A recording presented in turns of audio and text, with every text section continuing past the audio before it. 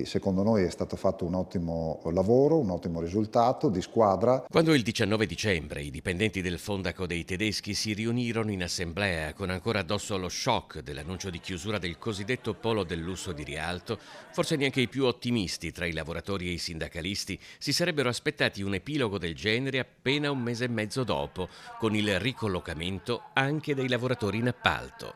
Ci sarà un incontro futuro per quanto riguarda le imprese di pulizie, la Vigilanza ha manifestato l'idea concreta di ricollocare tutti i lavoratori nella provincia di Venezia e anche il settore della ristorazione, l'AIMO per portavoce del suo procuratore ha ritenuto affermare che tutti i lavoratori della ristorazione saranno ricollocati. Quello che riguarda la settantina di lavoratori esterni segue di 2 settimane l'accordo raggiunto al tavolo di crisi aperto dalla Regione Veneto per i 226 dipendenti diretti di DFS Italia, l'azienda che gestiva l'attività commerciale del Fondaco.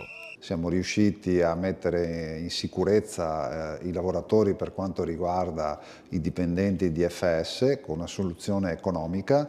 Il tavolo è ancora aperto con l'unità di crisi per quanto riguarda sia la formazione e la ricollocazione. Quindi a maggio, quando termineranno il lavoro, questi lavoratori saranno incanalati nelle sedi opportune per trovare queste soluzioni. Il centro commerciale chiude il 30 aprile. L'assessore regionale al lavoro Valeria Mantovan ha annunciato per inizio marzo un nuovo incontro con tutte le parti, DFS, proprietà dell'immobile, Comune di Venezia e sindacati, per fare il punto sulle evoluzioni e valutare le prospettive future. Pensiamo di tenere aperto questo tavolo perché vedremo magari nel percorso dell'anno se la proprietà di Edizioni riuscirà a trovare un nuovo acquirente per magari ricollocare delle persone che non sono rimaste collocate.